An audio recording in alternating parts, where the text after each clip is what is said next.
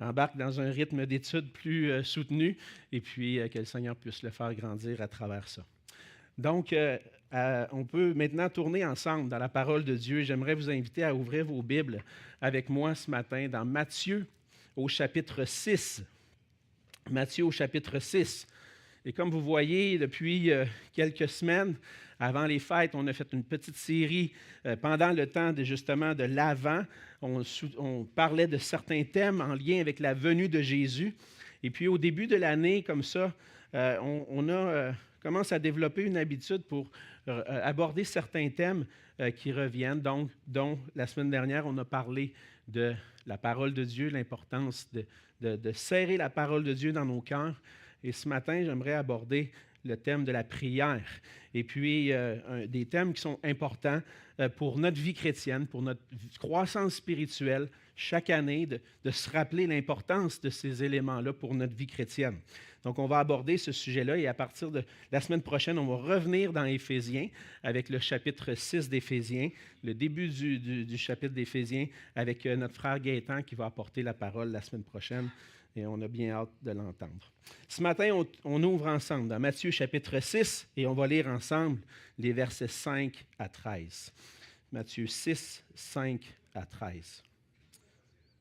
La parole de Dieu dit ceci. « Lorsque vous priez, ne soyez pas comme les hypocrites qui aiment à prier debout dans les synagogues et au coin des rues pour être vus des hommes.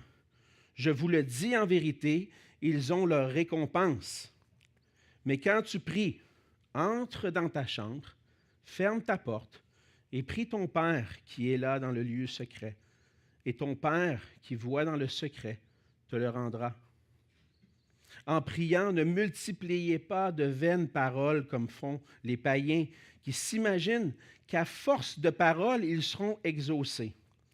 Ne leur ressemblez pas, car votre Père sait de quoi vous avez besoin avant que vous le lui demandiez. Voici donc comment vous devez prier. Notre Père qui es aux cieux, que ton nom soit sanctifié, que ton règne vienne, que ta volonté soit faite sur la terre comme au ciel. Donne-nous aujourd'hui notre pain quotidien. Pardonne-nous nos offenses, comme nous pardonnons aussi à ceux qui nous ont offensés. Ne nous induis pas en tentation, mais délivre-nous du malin. Car c'est à toi qu'appartiennent, dans tous les siècles, le règne, la puissance et la gloire. Amen. Et on va se courber dans un mot de prière. Et Seigneur notre Dieu, tu es notre Dieu, tu es celui qui règne sur toutes choses. À toi appartiennent le règne, la puissance et la gloire dans toute éternité. Et nous sommes ta création et nous te devons toute la gloire et l'honneur. Et nous voulons te louer, t'adorer ce matin en s'arrêtant, Seigneur, pour ouvrir ta parole et pour entendre ce que tu veux nous enseigner. C'est un acte d'adoration d'être à tes pieds pour t'écouter, pour entendre ce que tu veux dire à nos cœurs ce matin. Et Seigneur, on te prie que tu puisses être avec chacun d'entre nous, que nos cœurs puissent être réceptifs à ta parole, que ton esprit puisse agir puissamment en nous pour que nous puissions recevoir cette parole, l'appliquer à nos cœurs et lui obéir. Seigneur, on a besoin de toi, on a besoin de l'aide de ton esprit. Viens à notre secours par ta grâce et aide-nous, Seigneur, à mettre en pratique ta parole parce que c'est notre désir que nos vies te glorifient. On te remet ce temps entre tes mains, Seigneur notre Dieu, et c'est dans le nom de ton Fils qu'on te prie. Amen. Amen. En tant qu'époux, en tant que mari, ça nous arrive parfois, les hommes, de vouloir faire plaisir à notre épouse simplement par amour pour elle.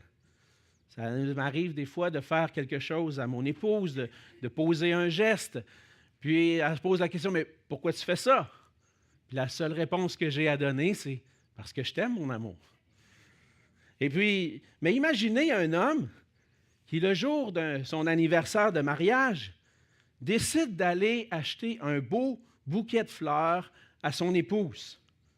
Puis il se dit en lui-même, c'est tellement futile, les fleurs. Dans 2 semaines, ils vont être pourris, on va les mettre au vidange. mais je ne veux quand même pas que ma femme me reproche d'avoir rien fait pour l'anniversaire, fait que je vais aller acheter un bouquet de fleurs pour elle. Là, il arrive chez le fleuriste, la personne, la préposée, lui demande « C'est quoi votre budget? » Ah là, il ne peut pas avoir l'air trop cheap. « Ah, faites un bouquet de 150 $. Eh, mon ami, hey, hein, il aime sa femme, lui, hein? Wow! Et puis, il arrive avec un gros bouquet à la maison pour l'anniversaire de mariage. Sa femme, wow! Il a pensé à moi. Elle est tellement contente. Puis, à la fin, l'homme, il dit, ben, j'avais comme pas le choix de souligner notre anniversaire de mariage. Comment vous pensez que l'épouse se sent dans cette situation-là? Il peut nous arriver parfois de poser des actions, des gestes qui ne sont pas motivés par les bonnes raisons. Dans le cas de cet homme, il y avait tous les bons gestes. Ça paraissait bien. Mais la motivation de son cœur n'était pas bonne. Il décide d'acheter un bouquet de fleurs d'une grande valeur par obligation ou pour bien paraître, plutôt que par amour pour son épouse. De la même façon, ça nous arrive parfois d'agir de la sorte dans notre relation avec le Seigneur. Ce qui nous motive à entreprendre des disciplines spirituelles comme l'étude de la parole ou la prière, c'est la crainte des hommes plutôt que la crainte de Dieu. Quand on est motivé pour les mauvaises raisons, on fait souvent les choses pour bien paraître devant les gens plutôt que par amour pour Dieu. Dans le passage de ce matin, Jésus adresse ce problème-là avec ses disciples. Cet enseignement de Jésus sur la prière figure au milieu du sermon sur la montagne. Et dans ce sermon sur la montagne, Jésus enseigne à ses disciples ce que veut dire être un citoyen du royaume des cieux, ce que veut dire être un disciple du Seigneur Jésus. Et dans le domaine de la prière, Jésus souligne le piège de l'hypocrisie et du paganisme, du bien-paraître. En fait, Jésus montre qu'il est possible pour des chrétiens d'être motivés par l'orgueil plutôt que l'amour pour Dieu. Il peut être motivé par le moralisme, le légalisme. Et plutôt que d'entretenir une relation avec notre Dieu par amour pour lui, on le fait par orgueil ou pour mériter ses faveurs. Et ce matin, on va voir ensemble que Jésus nous met en garde et nous enseigne que lorsque nous prions, nous devons abandonner notre propre gloire pour rechercher seulement la gloire de Dieu. On voit que pour la prière, on peut enseigner sur qu'est-ce qui devrait être le contenu de nos prières. Mais ce matin, ce que le Seigneur veut nous enseigner, c'est notre attitude dans la prière. Et on voit que la première attitude à avoir, ou la première instruction que le Seigneur nous donne au versets 5 et 6, c'est que nous devons prier en secret sans chercher à être vus. Les hypocrites cherchent à être vus en priant publiquement. Et Jésus leur va dire, il dit à ses disciples, « Ne soyez pas comme les hypocrites », au verset 5, qui aiment à prier debout dans les synagogues et au coin des rues, pour être vus des hommes. Le motif n'est pas bon. Les hypocrites, c'est ceux qui, évidemment, vivent dans l'hypocrisie. L'hypocrisie, c'est défini comme étant un défaut consistant à feindre volontairement un comportement, un caractère ou une opinion. Donc, en bon québécois, il fake. Il fake d'être un bon chrétien. Il va à l'église, aux réunions de prière, il se lève debout, fait des belles prières, mais en réalité, son cœur n'est pas là. En d'autres mots, c'est des gens, les hypocrites, c'est des gens malhonnêtes qui veulent que les gens croient qu'ils sont pieux, mais qu'en réalité, ils ne sont pas, puis ils le savent très bien. Ils manquent de franchise et de sincérité par rapport à leur vie spirituelle. Ils ne prient pas pour les bonnes raisons, ils prient pour être vus. Dans les synagogues, Il dit, les hypocrites, Jésus dit, vont prier dans les synagogues, debout dans les synagogues et dans les places publiques. Ils veulent être vus parce qu'ils recherchent la gloire personnelle. Ils ne recherchent pas la gloire de Dieu. Ils veulent être appréciés, valorisés par les gens autour d'eux, dans leur société, dans leur communauté. Et c'est un problème d'orgueil profond, et Dieu le voit. Les gens ne le voient peut-être pas autour, mais Dieu le voit. Le Seigneur voit nos cœurs. Et comme chrétiens, on peut tous identifier des moments dans notre vie chrétienne où on a été un peu hypocrite. On peut porter les masques du bon chrétien qui vient à l'Église le dimanche, que tout va bien, alors qu'au fond de ton cœur, tu sais très bien que ça ne va pas bien. Tu peux venir à la réunion de prière, puis aux réunions de prière de l'Église, et prier avec ferveur pendant la réunion de prière, alors que pendant toute la semaine, tu entretenais ton cœur avec un péché. Ou encore, tu n'as pas pris de temps avec le Seigneur vraiment. C'est un danger, particulièrement dans le domaine de la prière publique, que le Seigneur veut mettre en garde. On ne veut pas que nos frères et sœurs pensent de nous qu'on n'est pas des bons prieurs ou des bons chrétiens. Et malheureusement, on peut tenter de faire croire des choses aux autres, mais la personne concernée au cœur de tout ça, c'est le Seigneur lui-même. Et il connaît nos cœurs. Dans notre vie de prière, Jésus nous exhorte à abandonner les mauvaises motivations, animées par l'orgueil.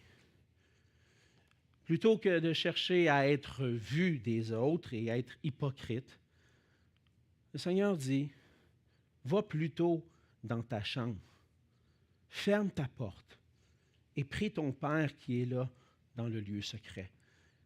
Ta vie de prière devrait être secrète. Le Seigneur n'est pas en train de bannir complètement la prière publique, mais il nous met en garde du piège de la prière en public. Le Seigneur lui-même a prié publiquement, on le sait. Il était avec ses disciples, il a prié, il a rendu grâce. Et il a même prié que des prières, entre autres dans Jean 17, que l'apôtre Jean a mis par écrit la prière de Jésus. Donc, les prières de Jésus ont été parfois entendues. Jésus n'est pas en train de dire « arrêtez de prier en public ». Les apôtres ont prié publiquement, puis il y avait de la prière publique dans l'Église primitive. On voit l'exemple de ça. Mais la prière que le Seigneur recherche, premièrement, c'est celle qui se fait dans le privé. Et c'est pour ça que le Seigneur dit, entre dans ta chambre et ferme ta porte.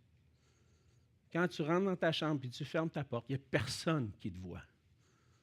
Il y a juste le Seigneur qui te voit. Et c'est une pratique que j'ai depuis quelques années. C'est dans mon temps de prière, j'aime le faire isolé. Dans mon bureau. Ça, c'est ma chambre. Mon bureau. Et puis de prendre le temps seul avec le Seigneur, sans être vu. Et c'est l'endroit où je peux vivre l'intimité avec mon Père céleste. Comme le dit Don Carson, en commentant sur le passage, la personne qui prie davantage publiquement que dans le privé révèle qu'elle est moins intéressée à recevoir l'approbation de Dieu que les louanges des hommes. Alors, peut-être que tu as une bonne vie de prière en public, mais ta vie de prière en privé est déficiente. Tu as besoin de travailler sur ça parce que ce que le Seigneur demande, c'est de prier en privé pour être dans l'intimité. Et la question qui se pose à nous ce matin, prenons-nous plaisir à parler à Dieu dans l'intimité? Le Seigneur nous dit que si tu cherches à parler avec ton Père céleste, va dans le lieu secret. Et il y a un encouragement parce que c'est là que ton Père est présent. Tu veux rencontrer ton Dieu, va dans le secret. Et là, tu vas avoir un temps intime avec ton Père. D'accord? Mais le Seigneur, il dit aussi que là où 2 ou 3 sont réunis en son nom, il est au milieu d'eux. Oui, c'est vrai.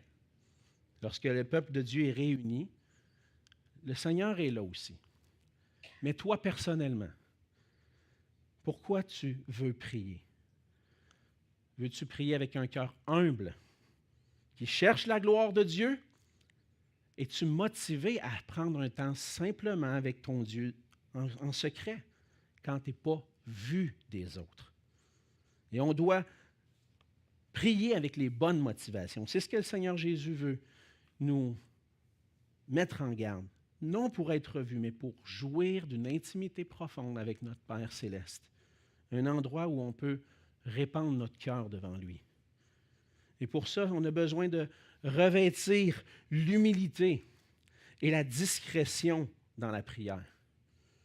N'oubliez pas que Dieu résiste aux orgueilleux, mais il fait grâce aux humbles. Et lorsque tu pries, Dieu voit ton cœur. Il voit qu'est-ce qui te motive. Peut-être que la femme de l'homme qui amène un gros bouquet de fleurs, elle ne voit pas les vrais motifs. Mais on ne peut rien cacher au Seigneur. Lorsqu'on vient devant lui, il voit. Si tu pries avec orgueil, il te résiste. Parce que ton orgueil lui pue au nez. Tu as beau adresser des belles prières qui paraissent bien, mais ton orgueil lui pue au nez. Il résiste aux orgueilleux. Mais il fait grâce aux humbles. Donc, quelle attitude on veut avoir lorsqu'on va dans la prière? On veut venir avec un cœur humble. Parce que Dieu se glorifie à travers des gens humbles. Regardez les Écritures. Partout dans les Écritures, ce qu'on voit, c'est que le Seigneur prend le plus faible pour l'élever. Et c'est ce qu'on veut être, c'est ce qu'on veut revêtir comme attitude. Avoir une attitude humble, être parmi les plus faibles et dire « Seigneur, j'ai besoin de toi ». Et puis le Seigneur va nous faire grâce parce qu'il fait grâce à ceux qui sont humbles. Le Seigneur cherche les humbles afin de les élever. Et notre vie de prière ne doit pas premièrement être publique, mais privée, parce que ça concerne toi et ton Père céleste. Et pour être récompensé, parce que le Seigneur va dire qu'il y a une récompense, ton Père qui est là, qui le voit dans le secret, te le rendra. Il y a une récompense qui accompagne la prière avec humilité. Il faut faire attention, parce que même la prière en privé peut être un piège. Moi, je prie 2 heures par jour, tout seul avec le Seigneur. Ah, hey, t'es un bon chrétien, il prie beaucoup. Ce qui se passe dans le secret, tu n'as pas besoin de l'étaler sur la place publique. Quand tu es dans l'intimité avec ta femme, combien de fois tu vis de l'intimité avec ton épouse dans la semaine? Tu ne le dis pas à personne. Tu le gardes pour toi. Garde ton temps avec le Seigneur pour toi. Que ce soit entre toi et lui. C'est l'intimité que tu as avec ton Père. La prière qui glorifie Dieu se fait dans l'humilité, la discrétion, en ne cherchant pas ma propre gloire. C'est la première chose sur laquelle on doit veiller, qu'on voit dans les versets 5 et 6. La deuxième chose, le Seigneur nous met en garde et qu'on doit faire attention, c'est qu'on doit prier en évitant les paroles vaines, les versets 7 et 8. Jésus va dire, ne multipliez pas de vaines paroles comme les païens qui s'imaginent qu'à force de paroles, ils seront exaucés. Ne leur ressemblez pas, car votre Père sait de quoi vous avez besoin avant que vous le lui demandiez. Les païens multipliaient des paroles dans leurs prières parce que leur Dieu était conçu, c'est eux qui les avaient inventés, comme nécessitant des incantations et des répétitions. En fait, pour eux, leur Dieu exigeait que les prières soient faites en multipliant des paroles puis en démontrant un gros effort. En d'autres mots, plus ta prière est longue, plus tu as de chances que ta prière soit favorablement exaucée. Ah, c'est ça, hein? Je prie longtemps, moi. 2 heures par jour. Hey, lui, il va être exaucé. Pas comme ça que ça marche. Jésus met en garde ses disciples contre l'idée que Dieu serait plus favorable à ta prière parce qu'elle est plus longue. La prière, c'est un moyen de grâce que le Seigneur nous donne pour qu'on puisse exprimer nos cœurs. Puis il peut nous arriver que notre prière soit fervente. Ça, c'est correct. Priez avec ferveur. Mais pensez que plus ma prière est fervente et plus j'en dis long, Dieu va m'exaucer, ça, c'est une erreur. La ferveur et la répétition, c'est 2 choses différentes. La ferveur, c'est mon cœur. Les disciples peuvent prier avec ferveur. Mais évitez de croire que c'est à force de paroles qui vont être exaucées. On me donne un petit exemple. Un enfant qui demande quelque chose à son parent. Bien, on a tous vécu ça, hein? À un moment donné, tu as déjà pris ta décision, tu as rendu ta décision, mais ton enfant revient, puis demande, sans cesse. On peut-tu aller là? Peux-tu faire ça? Peux-tu faire ça? Peux-tu faire ça? Est-ce que ça va changer quelque chose qu'il répète 150 fois? Ça ne changera rien. La décision est prise, pas aujourd'hui. Peut-être une autre fois, mais pas aujourd'hui. Ou encore, si mon enfant vient me voir et qu'il dit « Hey, papa, j'aimerais te demander quelque chose, papa. J'aimerais ça te demander, papa, si on peut aller au centre d'achat, papa. On peut-tu aller jouer au hockey dehors, papa? Papa, j'aime beaucoup ça, jouer avec toi, papa. Est-ce que tu veux venir avec moi, papa? » Des fois, avec le Seigneur, si on met plus de Seigneur, peut-être qu'on va réussir à fléchir la volonté de Dieu. Hein? Ça nous arrive des fois de multiplier le nom de Dieu dans nos paroles. Il faut faire attention à ne pas multiplier. Et je comprends des fois que ça peut être un piège. On parle au Seigneur, puis là, publiquement, des fois, on va prier, puis on est un petit peu plus nerveux. Ah, Seigneur, merci, Seigneur, pour ta bonté, Seigneur. T'es glorieux, Seigneur. Merci pour ta grâce envers nous, Seigneur. Le Seigneur, il a compris.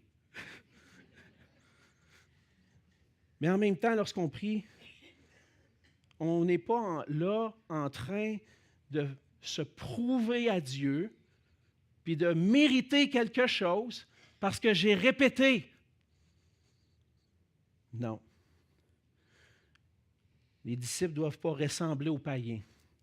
Les païens qui répètent parce que dans leur tête, leur Dieu, plus je vais répéter, plus je vais être répondu. Mais notre Dieu n'est pas comme ça. Il n'est pas comme les dieux des païens. Et le Seigneur va le dire. Il dit, je sais déjà ce que tu vas me demander. Tu n'as pas besoin de répéter. Le Seigneur ne nous demande pas des incantations, des répétitions, parce que c'est plus sage, puis parce que ça a l'air plus intelligent. Non, notre Dieu est plus sage et plus intelligent que les dieux païens. Il sait déjà tout. Il sait déjà qu'est-ce que tu vas lui demander. Et là, tu vas me dire, ouais, ben à quoi ça sert d'abord de prier? Il sait déjà. Pourquoi Dieu veut qu'on prie? Dieu veut qu'on prie pour que notre foi en lui soit complète et sincère.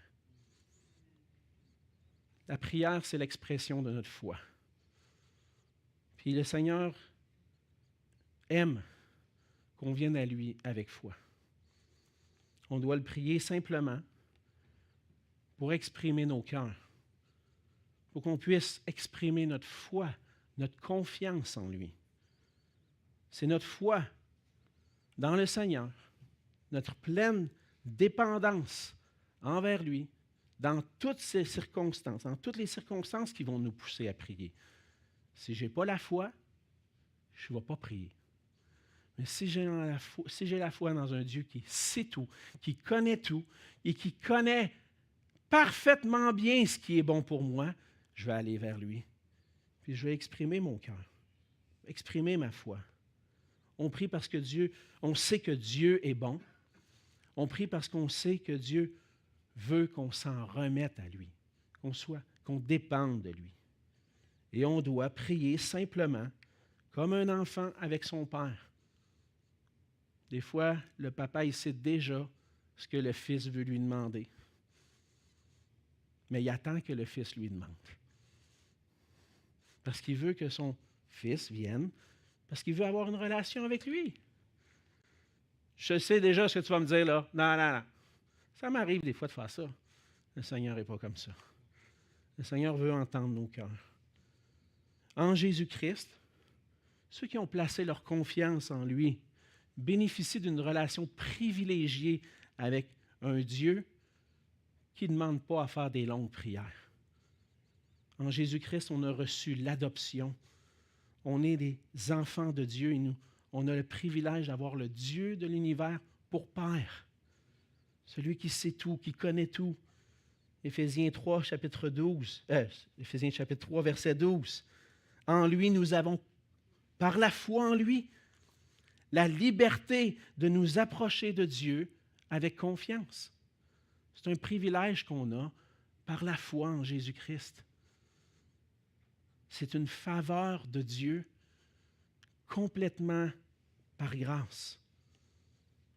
En Hébreux 4, 16, « Approchons-nous donc avec assurance du trône de la grâce, afin d'obtenir miséricorde et de trouver grâce pour être secourus dans nos besoins. » Et ce privilège qu'on a de s'approcher du trône de la grâce dans le contexte d'Hébreux 4, c'est à cause de Jésus-Christ. Et à cause de Christ, Dieu est déjà 100% en ma faveur. Je n'ai pas besoin d'en faire plus. Je n'ai pas besoin de prier plus fort, de crier. Ça m'est arrivé des fois d'assister dans les églises, là, mon ami là, commençait doucement, puis il m'a dit « Seigneur! » Ça va donner quoi? Un beau spectacle. Le Seigneur est déjà à 100% en ma faveur. Je n'ai pas besoin d'en faire plus pour qu'il soit en ma faveur. J'ai simplement besoin de faire confiance à Jésus-Christ, de venir à lui et de lui donner toute ma vie. Et lorsque j'ai reçu le pardon des péchés, l'adoption, je suis un enfant de Dieu. Le Seigneur m'appelle à lui et je peux m'adresser à lui comme papa, un papa bienveillant, qui sait ce qui est bon pour moi, qui sait déjà ce dont j'ai besoin. Un père qui n'a pas besoin de répétition pour se faire convaincre, mais qui est déjà pleinement en ma faveur. Donc, Jésus nous met en garde. Ne soyez pas comme les païens, pensant qu'en multipliant les paroles, vous allez être plus exaucés. Non! La prière est là pour que ton cœur s'exprime dans l'intimité avec Dieu. Exprime ta foi en lui. Et finalement, le Seigneur nous enseigne, dans la prière qu'on appelle souvent le Notre Père, dans les versets 9 à 13, que le centre de mon attention doit être la gloire de Dieu. Et on doit prier pour rechercher la gloire de Dieu en dépendant entièrement de lui. Seigneur Jésus nous met en garde dans les versets 5 à 8 de deux pièges, de l'hypocrisie, puis de prier comme les païens. Maintenant, il nous montre, voici comment vous allez prier. Et lorsqu'on prend le passage de Notre Père dans les versets 9 à 13, on voit que le Seigneur Jésus présente 6 requêtes. Vous avez déjà entendu, des fois peut-être des enseignements sur la prière qui disent qu'il y a 4 requêtes ou 4 parties à la prière du Notre Père. Ce n'est pas tout à fait faux, mais moi j'en vois deux, parce que je les vois divisés en deux.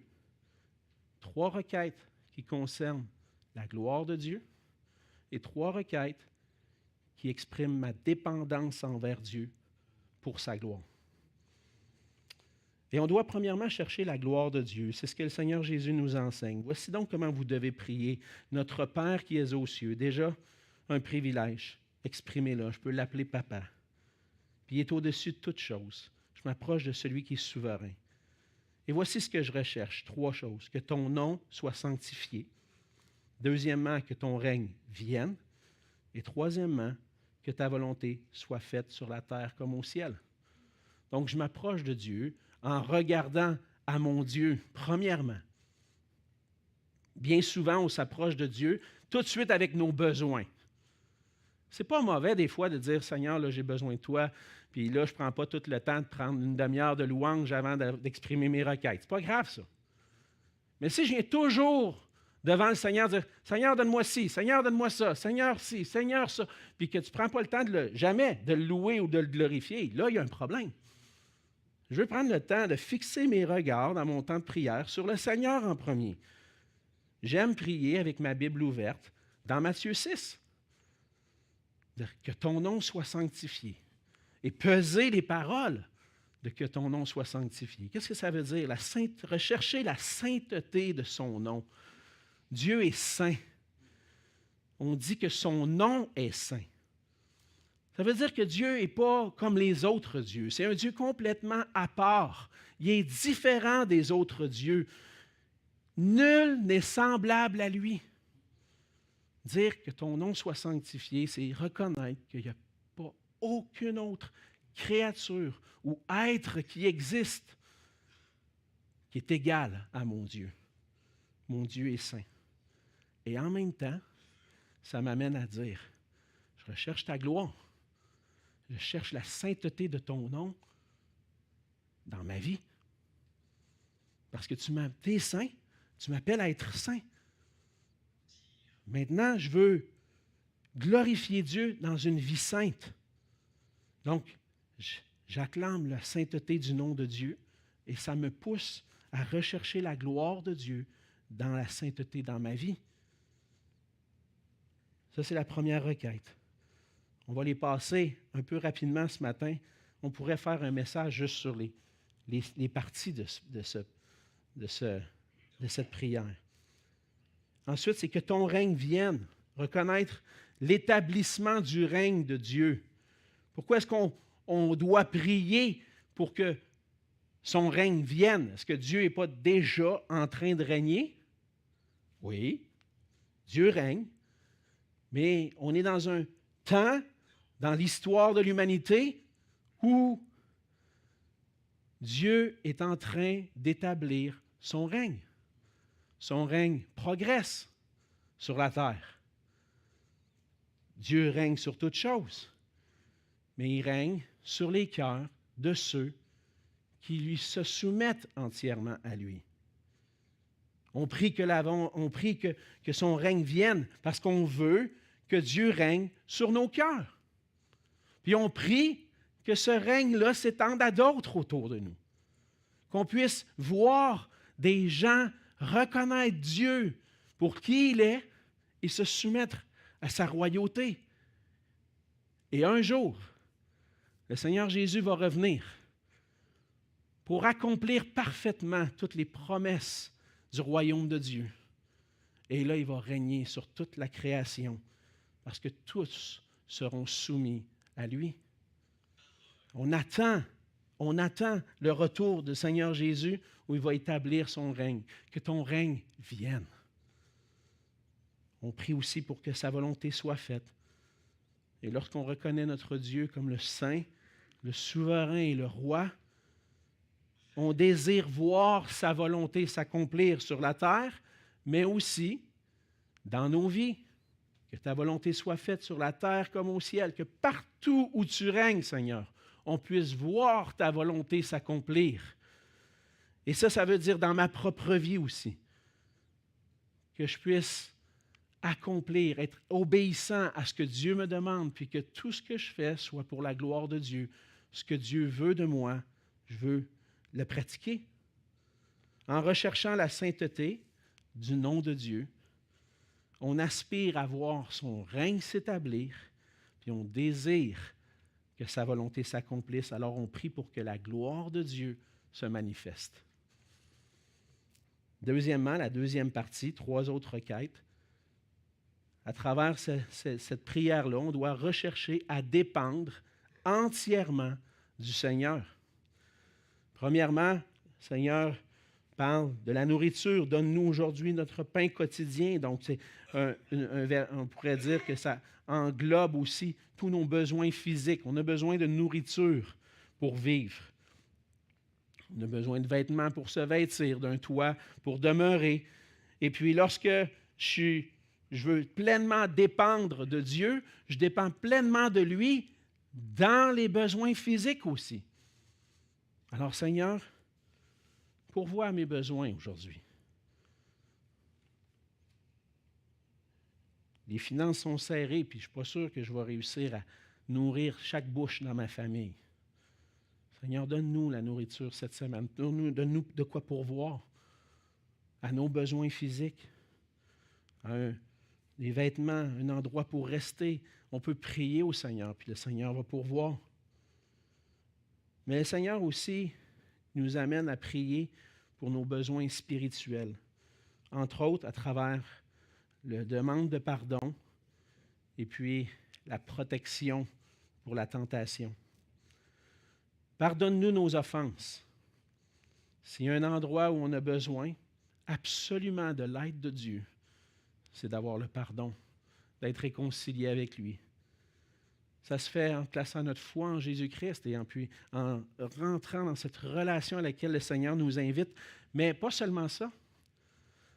De jour en jour, parfois dans ma relation, dans mon intimité avec le Seigneur, va m'arriver de tomber, de trébucher, puis que mon péché vienne faire obstacle à ma relation avec Dieu. Dieu est déjà à 100% en ma faveur. Mais il y a quelque chose qui vient comme rompre la communication. Je donne souvent l'exemple avec mon épouse. On a pris un engagement, puis je m'appuie sur sa parole pour dire, j'ai aucun doute, on va terminer nos jours ensemble. Mais si je fais quelque chose qui va lui déplaire, il y a comme quelque chose qui vient embrouiller. On a besoin de retourner et de confesser notre péché. Et c'est la même chose avec le Seigneur. Lorsque j'ai commis quelque chose qui embrouille la communication ou l'intimité que j'ai avec mon Dieu, j'ai besoin de venir à lui, de confesser. Le Seigneur, j'ai péché. Je te demande pardon. Et là, le Seigneur nous amène à un endroit où on a besoin d'être sincère et repentant. Parce qu'il dit, pardonne-moi comme nous pardonnons à ceux qui nous ont offensés. Oh! Là, si je demande au Seigneur de me pardonner, j'ai-tu pardonné à tout le monde? Le Seigneur, à travers cette prière-là, met en lumière nos cœurs. Et on a besoin d'avoir des cœurs qui sont pleinement soumis à sa parole. Et si je demande pardon pour une offense, je devrais être rapide à pardonner les offenses des autres.